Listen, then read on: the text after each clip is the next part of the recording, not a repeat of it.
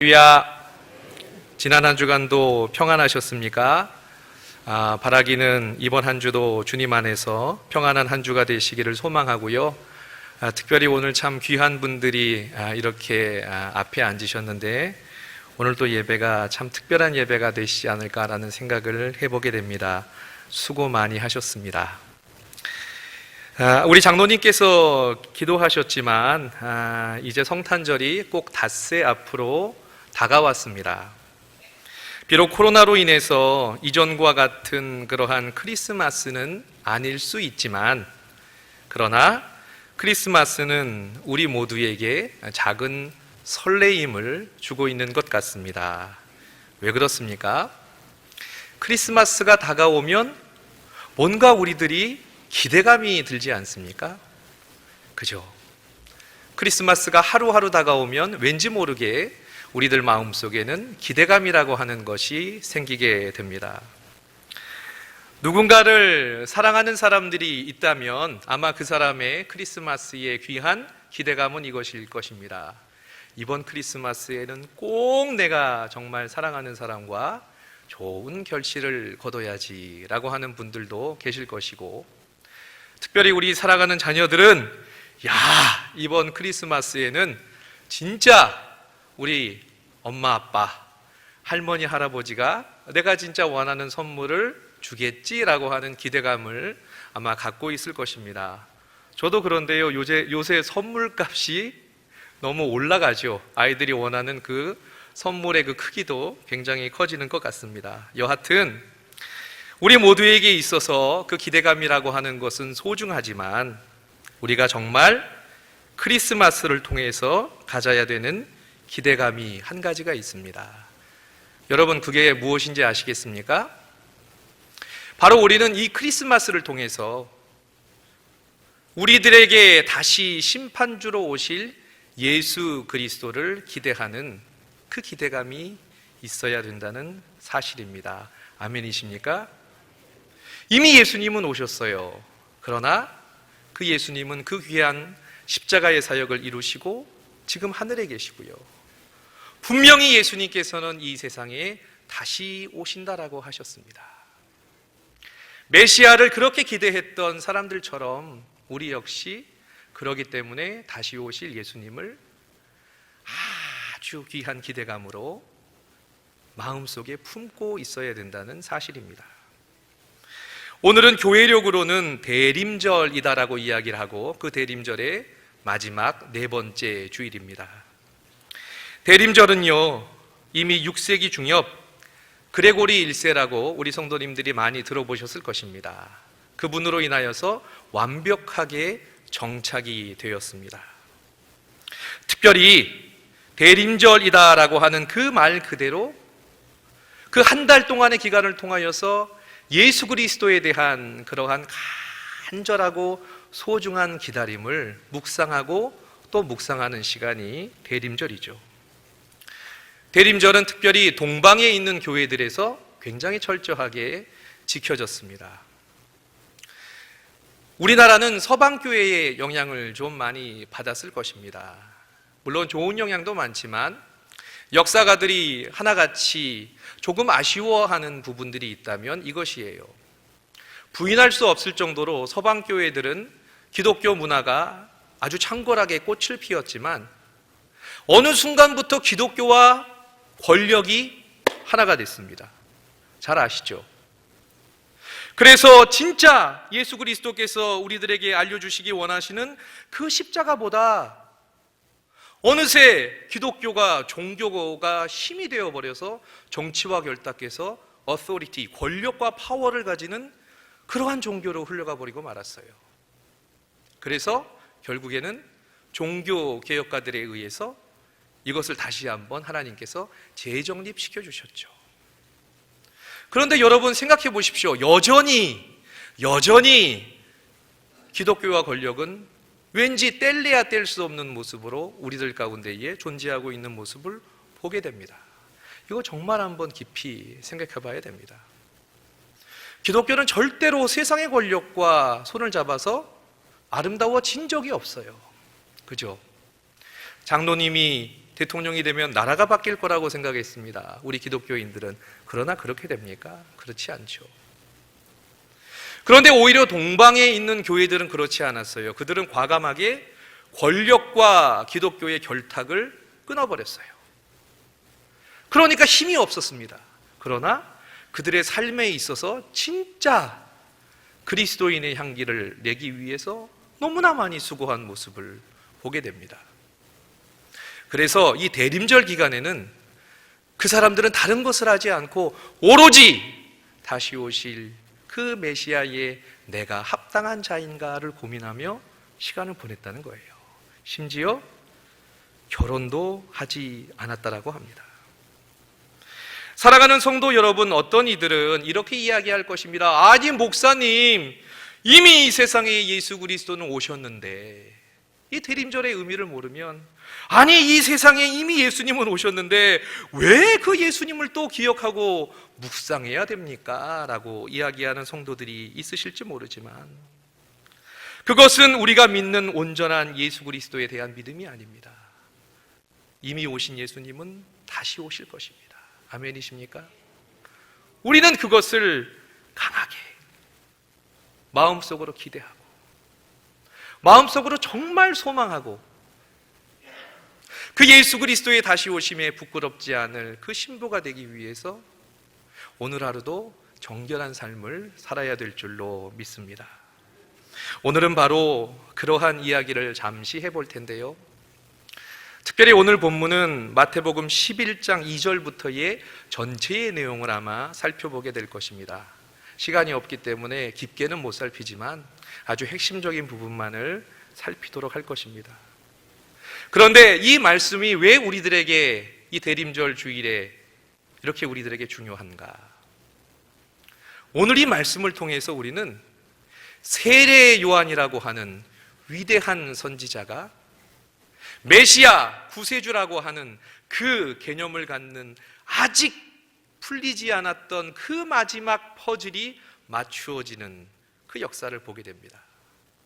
그렇기 때문에 아직까지 이 세상에 다시 오실 예수 그리스도에 대하여 정확하게 무엇인지 모르고 신앙생활을 하는 사람이 있다면 아마 오늘 시간을 통하여서 조금이나마 그 퍼즐이 맞춰질 것입니다.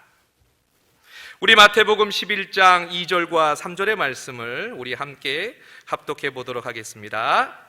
요한이 옥에서 그리스도께서 하신 일을 듣고 제자들을 보내어 예수께 여짜오되 오실 그이가 당신이오니이까 우리가 다른 일을 기다리오리이까. 아멘. 지금 정확한 시대상은 무엇이냐면 세례 요한은 지금 헤롯의 손에 의하여서 감옥에 갇혀 있어요. 감옥에 갇혀 있으면서도 그의 온 생각과 집중은 메시아의 그러한 사역에 초점이 맞추어져 있었습니다. 그래서 제자들을 통해서 계속해서 모니터링을 하는 거예요. 그런데 무엇인가 자신의 마음에 들지 않아요. 내가 생각하는 메시아와는 조금 틀린 그러한 모습만이 들려옵니다. 그래서 물어보는 겁니다. 야, 그 나사렛 예수한테 가서 좀 물어봐라. 메시아로 오실 당신이 지금 당신이 맞습니까? 아니면 우리가 또 다른 사람을 기다려야 되나요? 그 질문이라고 하는 거예요. 그 마음속에는 세례 요한이 얼마나 메시아를 기대하고 있었는지 그 마음을 읽을 수가 있어요. 그 메시아 때문에 옥에 갇혔고 그 메시아 때문에 옥에 있더라도 온 생각과 집중이 마음이 오로지 구세주에게만 달려있다는 것입니다. 우리 성도님들 어떻습니까? 우리 성도님들 그 정도로 일상생활에 있어서 예수님을 생각하시나요? 저도 그렇지만 어느 순간 교회 문을 나서고 나면 예수님에 대한 생각은 지워질 때가 많아요. 내 감정대로 내 기분대로 생각하다가 아 맞아 나에겐 예수님이 계시지 라고 하는 것을 떠올릴 때가 우리는 많다는 것입니다. 그런데 세례 요한만 이렇게 메시아를 기다린 것은 아니었습니다. 누가복음 2장의 말씀이 있는데요. 우리 성도님들 좀 불편하시더라도 누가복음 2장을 한번 이렇게 찾아봐 주십시오. 참 중요합니다. 누가복음 2장에는 세례 요한 못지않게 메시아를 기다리는 두 사람이 있었는데, 한 사람의 이름은 시므온이고 또 한 사람의 이름은 바로 안나입니다. 시므온이 어떠한 자였는지 누가복음 2장 26절은 이렇게 이야기를 합니다. 우리 함께 합독해 보도록 하겠습니다. 그가 주의 그리스도를 보기 전에는 죽지 아니하리라 하는 성령의 지시를 받았더니. 아멘. 놀랍지 않습니까? 시므온이라고 하는 사람은 죽을 수도 없어요. 하나님이요, 메시아를 보기 전까지는 그를 하늘에 올려보내기를 허하지 않으셨다는 거예요. 도대체 어떤 사람이기 때문에 하나님께서 그가 그토록 일생을 통하여서 기대했던 그 메시아를 너는 직접 육신의 눈으로 보고 오라고 허락하실 정도로 그 시므온이 얼마나 하나님을 사랑하고 메시아를 기대했던 사람인지 우리는 알 수 있다는 것이죠. 또 누가복음 2장 37절을 한번 여러분 말씀을 보시기 바랍니다. 또 안나라고 하는 여인이 나와요.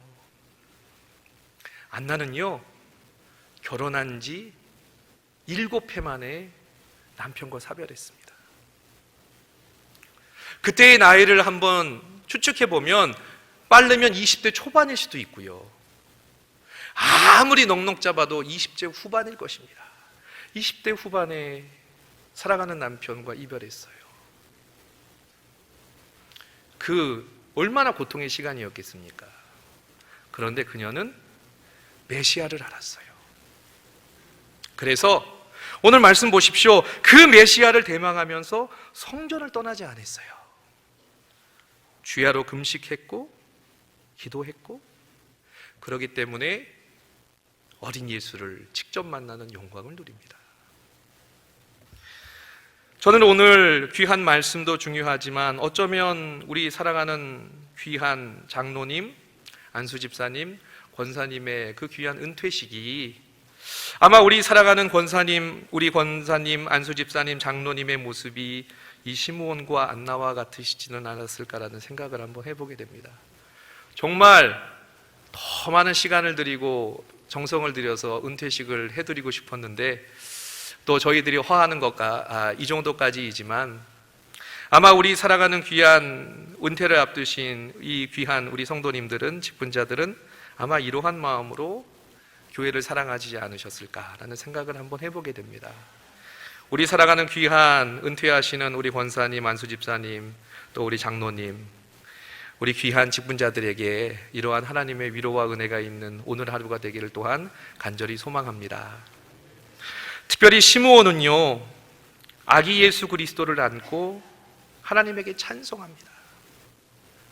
그가 그토록 평생을 기다렸던 구세주를 아는 거예요. 하나님이 이 순간을 위하여서 자신의 생애를 연장시켜 주셨습니다. 그래서 그가 어떻게 찬송을 합니까? 우리 한번 그 찬송을 함께 합독해 보도록 하겠습니다. 누가복음 2장 28절부터 32절입니다. 시므온이 아기를 안고 하나님을 찬송하여 이르되, 주제여 이제는 말씀하신 대로 종을 평안히 놓아주시는도다.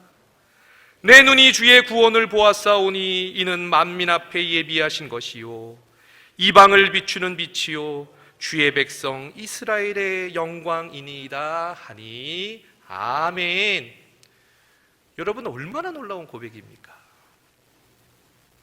얼마나 귀한 고백이에요. 그죠? 그 구세주 메시아에 대한 기대감을 꽉 안고 살았기 때문에 그 구세주가 자신에게 보여졌을 때 그는 이렇게 고백합니다. 나 이제 죽어도 여한이 없다는 거예요. 나 이제 내 평생에 그렇게 소망했던 예수 그리스도를 만났고 구세주를 만났기 때문에 난 이제 죽어도 여한이 없습니다. 우리 사랑하는 성도님들 어떻습니까? 처음 예수님을 만나신 날 그러한 고백하지 않으셨어요? 눈물 펑펑 흘리면서. 그죠? 난 이제 예수님 때문에 살겠습니다. 오로지 예수 그리스도만을 위해서 살겠습니다. 우리 그렇게 펑펑 울면서 기도하지 않았습니까? 그게 바로 구세주를 만난 순간이에요. 그런데 그러한 시므온과 안나보다 어쩌면 더 메시아의 오심을 간절히 기다리는 사람이 있었습니다. 그 사람은 세례 요한이었어요. 마태복음 3장 2절과 3절 말씀 보면 그가 얼마나 그 메시아를 기대했는지 그의 고백이 나옵니다. 우리 함께 마태복음 3장 2절과 3절의 말씀을 우리 함께 합독하도록 하겠습니다. 회개하라! 그는 선지자 이사야를 통하여 말씀하신 자라. 일러스되 광야에 외치는 자의 소리가 있어 이르되 너희는 주의 길을 준비하라. 그가 오실 길을 곧게 하라 하였느니라. 아멘. 세례 요한은 메시아에 대한 특별한 기대감이 있었습니다. 그는 정말 메시아에 대한 간절한 기대감이 있었어요. 그만이 아니었습니다. 온 이스라엘 백성들은 그 구세주 메시아를 갈망했습니다. 천국을 갈망했어요. 율법에 눌려가지고 어떻게 하면 구원을 받을 수 있을까 고민하며 전전긍긍하며 살아갔던 그들에게 사도 세례 요한이 얘기해요. 천국이 가까이 왔다는 거예요. 너희들이 그렇게 기대하는 천국이 가까이 왔다라고 세례 요한은 외쳤습니다. 그런데 그 천국을 받아들이기 위하여 하나의 조건을 겁니다. 그게 뭡니까? 어떤 사람이 천국을 받을 수 있다라고 이야기하죠? 세례 요한은 마태복음 3장 2절 말씀 보십시오. 회개하랍니다. 회개하는 자가 그렇게 간곡히 너희들이 바랬던 그 천국을 맛볼 수 있다는 거예요. 여러분, 기독교의 신앙은, 참된 기독교의 신앙은 이 회개로부터 시작됩니다. 아멘이십니까? 아마 우리 사랑하는 성도님들은 이 자리에 오셔서 가장 먼저 그렇게 기도하셨을 거예요. 물론 제가 말씀드렸지만 맨날 잘못해놓고 하나님 용서하여 주옵소서라고 한다고 해서 하나님이 그 용서를 온전히 받지는 않으실 거라고 저는 말씀드렸습니다. 저는 그걸 믿어요. 하나님의 공의가 있기 때문에. 적어도 그냥 딱밤 정도는 딱 때리실 것 같아요. 너 이놈이 딱 한 번씩 때리실 것 같아요. 그것마저도 왜 때려요? 하지 마십시오. 매일같이 범죄하는 자신을 한번 돌아보십시오. 여러분, 회개라고 하는 것의 진정한 의미를 알고 계십니까? 회개는 원래 헬라어로는 메나토 에이테라고 하는 말로 쓰는데요. 그 원어는 바로 돌아오라는 것입니다. 근데 이 돌아오라고 하는 의미가 어떤 의미냐? 여러분, 이렇게 가야 되는 길이 있어요. 이게 우리 그리스도인들이 가야 되는 길이에요. 십자가의 길입니다. 여러분, 우리는 십자가의 길을 걸어가야 되는 사람들인 줄로 믿습니까? 그죠? 우리는 십자가의 길을 걸어가야 돼요. 넓은 길이 아니고 좁은 길이에요. 힘든 길이에요. 내 자신을 다 내려놓지 않으면 갈 수 없는 길이에요. 그런데 여기엔 세상 길이 있습니다. 처음부터 이 길을 가는 사람은 몰라요. 우리는 처음부터 이 길을 가는 사람에게 여기에서 이리 와라고 이야기를 하잖아요. 이리 와. 이쪽으로 와야 돼. 그런데 이 길을 걸어가야 되는 사람이 이 길 너무 싫어 하면서 편한 길로 가버립니다. 그러면 그에게 우리는 뭐라고 이야기합니까? 돌아오라고 이야기하죠. 야, 거기 있으면 안 돼. 돌아와야 돼. 바로 회개라고 하는 것이 이것이에요. 회개라고 하는 것은 어려운 것이 아닙니다. 회개라고 하는 것은 그렇게 추상적인 것도 아니고 학문적인 것도 아니에요. 네가 걸어가야 되는 그 십자가의 길에서 왜 넌 그렇게 벗어나 있느냐? 세상이 어렵다고 하여서, 세상이 힘들다고 하여서 왜 그렇게 예수 그리스도에게로 떠나가 있느냐? 빨리 이리 돌아오라고 이야기하는 것이 바로 회개라고 하는 의미입니다. 쉽게 이야기하면 세상이 좋아 떠난 탕자를 기다리면서, 그 앞에서 기다리면서 다시 나에게로 돌아오라고 하는 그 아버지의 외침이 바로 회개라고 하는 거예요. 세례 요한은 철저하게 메시아에 대한 기대감을 가지고 살았습니다. 그래서 그는 정말 민족의 아픔을 보면서 그 민족의 전체가 다시 하나님께로 돌아오기를 강하게 외쳤던 거예요. 회개하라고 하는 말을 쉽게 이야기하면 정신 차리고 그 자리에서 떠나서 하나님의 자녀의 그 길로 돌아오라고 이야기하는 것입니다. 왜 너희들은 세상의 권력에 그렇게 취해 있느냐? 특별히 바리새인과 서기관들아. 마태복음 3장 7절 말씀 보시면 이러한 말씀이 있습니다. 요한이 많은 바리새인들과 사두개인들이 세례 베푸는 데로 오는 것을 보고 이르되 독사의 자식들아, 누가 너희를 가르쳐 임박한 진노를 피하라 하더냐? 세례 요한의 마음은 너무 안타까웠던 거예요. 하나님의 자녀들이 그 길을 가면 안 되는데, 특별히 교회의 지도자들이라고 하는 자들이 그러한 길을 가면 안 되는데, 그들이 먼저 권력에 취해서, 그들이 먼저 돈에 취해서, 그들이 먼저 명예에 취해서 백성들을 옳은 길로 이끌고 가지 못하는 그 모습이 너무나 안타까웠기 때문에 돌아와라, 돌아와라, 천국이 이제 곧 올 것이다라고 그렇게 세례 요한은 외쳤다는 것입니다. 사랑하는 성도 여러분, 제가 수요 예배 시간에 에스겔서를 통해서, 특별히 또한 고린도 후서의 말씀, 새벽 시간을 통해서 자꾸 말씀드리는 것이 무엇입니까? 하나님은 말씀을 보면 딱 두 가지 이야기하십니다. 우리 성도님들은요, 내 백성이라는 표현을 쓰세요. 내 백성. 근데 지도자들에게 있어서는 굉장히 하나님께서 엄격하심을 보게 돼요. 특별히 교회에서 중직자들, 하나님이 너무나 엄격하게 보고 계십니다. 그들이 잘못해서 물을 흐리면 하나님은 왜 너희들에게 맡긴 나의 백성을 온전하게 가르치지 못했냐라고 굉장히 맹렬하게 꾸짖으십니다. 그렇기 때문에 교회의 지도자들이다라고 한다면 그 하나님의 마음을 알고 바른 길로 돌아와야 된다는 거예요. 어쩌면 우리는 너무나 다른 길로 지금 가고 있을지도 모릅니다. 정신 차려야 됩니다. 정말 기도해 주셔야 되고요. 우리 믿는 그리스도인들이, 또 정말 직분자들이, 또 제가 정말 정신 차리고 매일같이 하나님을 생각하고 기대감을 갖고 살아가지 않으면 이 세상 속에서 잘못된 길을 갈 수 있다는 거예요. 세례 요한은 그것을 외칩니다. 세례 요한은 메시지는 비판적인 메시지라고 생각할 수도 있습니다. 그러나 그 시대를 보면 이해할 수가 있어요. 민족이 지금 억압을 당하는 시대예요.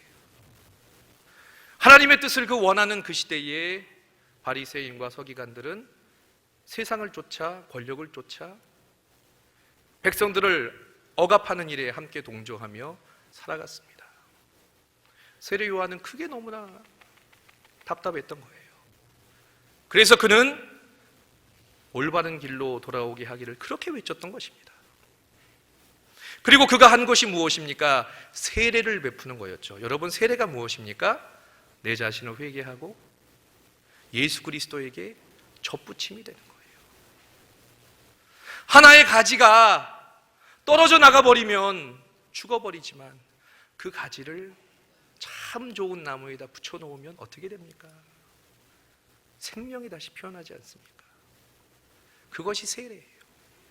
그렇게 하기 위해서 세례 요한은 열심히 그들을 말씀으로 가르치고 눈물을 흘리며 가르치며 그 세례의 사역을 온전히 베풀었던 것이고, 어느 날 예수 그리스도께서 그에게 나타나셔서 세례를 받으셨어요. 그리고 하늘에서 음성이 들립니다. 이는 내 뭐라고요? 사랑하는 아들이다. 그렇기 때문에 세례 요한의 그 마음은 확실했습니다. 그가 드디어 세상을 바꿔주기 위해 오셨구나. 드디어 예수 그리스도께서 이 세상을 한번 뒤집어 버리시겠구나. 잘못된 길로 가고 있는 지도자들을 꾸짖고 그들을 내어 쫓으면서 이 땅과 이 민족을 회복시키겠구나. 세례 요한은 그렇게 생각할 수밖에 없었습니다. 그런데 여러분, 세상이 그렇게 흘러갔습니까? 세례 요한이 원하는 대로 메시아가 오셔서 흘러갔나요? 그게 아니죠. 불의의 세력이 물러가기는커녕 지금 세례 요한은 그 세력에 의해서 고통을 당하고 있어요. 감옥에서나 이제나 저제나 기다렸습니다. 그러나 내가 생각하는 것은 이루어지지 않아요. 세례 요한은 점점 그 믿음이, 그 기대감이 절망감으로 아마 바뀌었을 것입니다. 사랑하는 성도 여러분, 우리 성도님들은 어떻습니까? 우리 성도님들은 예수 그리스도에 대한, 구세주에 대한 기대감을 얼마나 갖고 계십니까? 여러분, 이런 생각 한번 해보셨어요? 예수님에 대한 기대감 우리 다 갖고 있죠. 그죠? 예수님에 대한 기대감 굉장히 많으실 거예요. 그런데 한번 역으로 생각해 봅시다. 예수님이 우리를 위해서 다 주셨어요. 아멘이십니까? 목숨까지 주셨어요. 그런데 예수님은 기대감 하나도 없으실까요? 예수님은 그냥 무조건 그냥 주시기만 하시고 우리는 그냥 낼름낼름 받아먹기만 하면 되고, 예수님 나 이것도 아직 부족합니다. 예수님 나 이것도 부족하고 저것도 부족해요. 예수님을 믿는 것이 마치 나의 육적인 욕심과 권력을 채우는 양, 우리는 그렇게 살아가지 않습니까? 바라는 건 되게 많은데요, 저부터 그래요. 바라는 건 되게 많은데 하는 건 참 창피할 뿐입니다. 조그만 내 욕심에 맞지 않으면 불평하고. 여러분, 세례 요한은요, 적어도 자신이 직접 그러한 삶을 살았어요. 다 떨쳐내고요, 야인처럼 살았어요. 권력 앞에서도 흔들리지 않았습니다. 결국 죽었습니다. 순교했어요. 그러나 그는 굽히지 않았어요. 우리는 때로는 그러나 내 것을 다 챙기면서도 남의 것에 대해서는 마치 세례 요한과 같은 행동을 할 때가 너무나 많아요. 여러분, 왜 우리 이 땅에 이 그리스도인들이 많은데 여직 이 세상이 이렇게 정화되지 못했습니까? 왜 교회 안에도 이렇게 그리스도인과 중직자들이 많다라고 이야기하면서 왜 교회 안이 아직도 냉랭해요? 누가 잘못입니까? 그 사람 잘못입니까? 이 독사의 자식 같은 바리새인과 서기관 잘못입니까? 아니면 내 잘못이에요? 예수님은 나만의 편입니까? 예수님이 진짜 원하는 게 뭔지도 모르면서 예수님은 그냥 내 편이에요? 내 마음대로 움직여 주셔야 돼요? 큰 착각을 버리시기 바랍니다. 성경 말씀을 진짜 한번 깊이 읽어보시고 진짜 그 성경 말씀이 나한테 레마처럼 와닿는 것을 한번 기대해 보십시오. 그러면 그럴 수가 없어요. 정말 그럴 수가 없어요. 교만할 수가 없습니다. 내 목소리를 높일 수 없어요. 어깨를 필 수가 없어요. 많이 배웠다고, 많이 가졌다고 자랑할 수가 없어요. 세례 요한은 적어도 그러한 삶을 살았어요. 그가 아직까지 무엇인가 구세주에 대한 것이 맞지 못하여서 고민하면서 주님, 당신이 진짜 구세주입니까? 라고 이야기를 했지만 그래도 적어도 세례 요한은 정말 그러한 삶을 살기 위해서 노력했어요. 백성들을 어떻게든지 예수님에게 접붙임을 주기 위해서 노력을 했고, 진짜 벗어난 그 길을, 민족의 그것을 아픔을 안고 그것을 가까이 하기 위하여서 담대하게 외치기를 죽기까지 한 사람이 세례 요한이에요.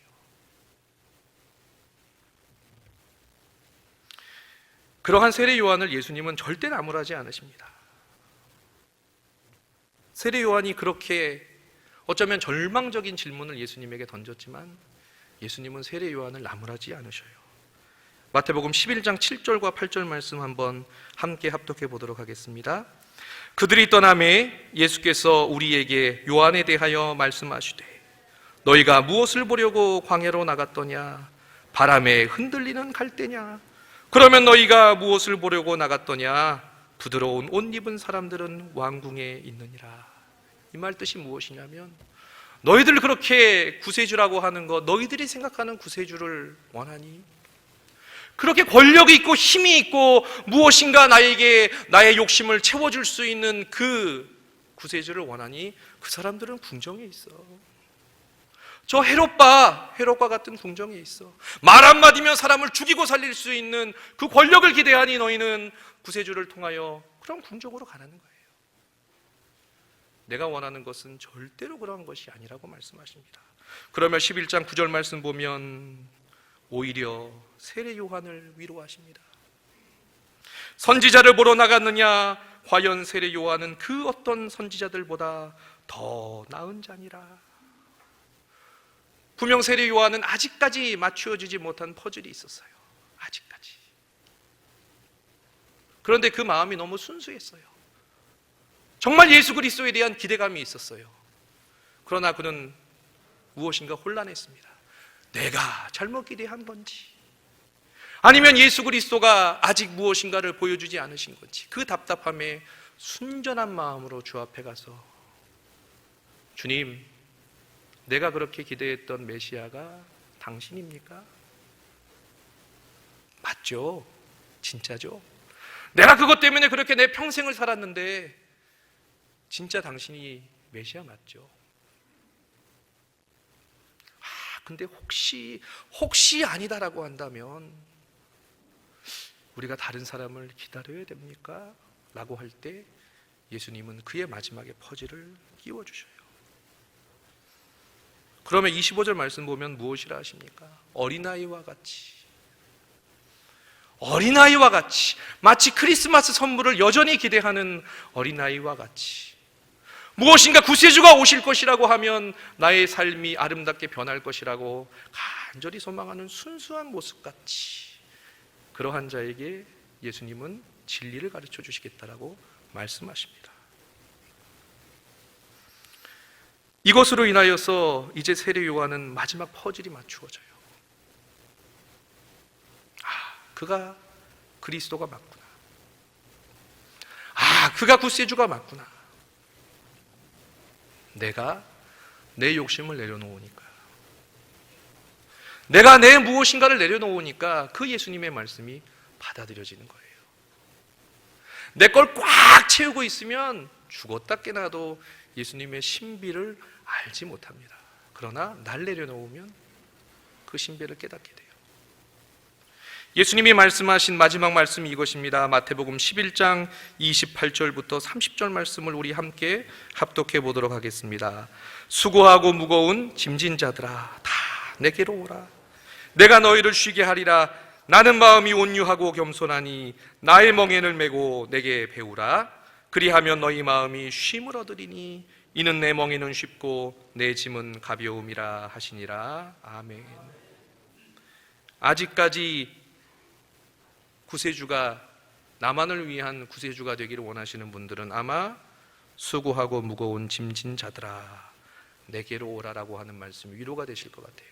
근데 예수님이 말씀하시는 것은 무엇입니까? 멍에를 메라는 거예요.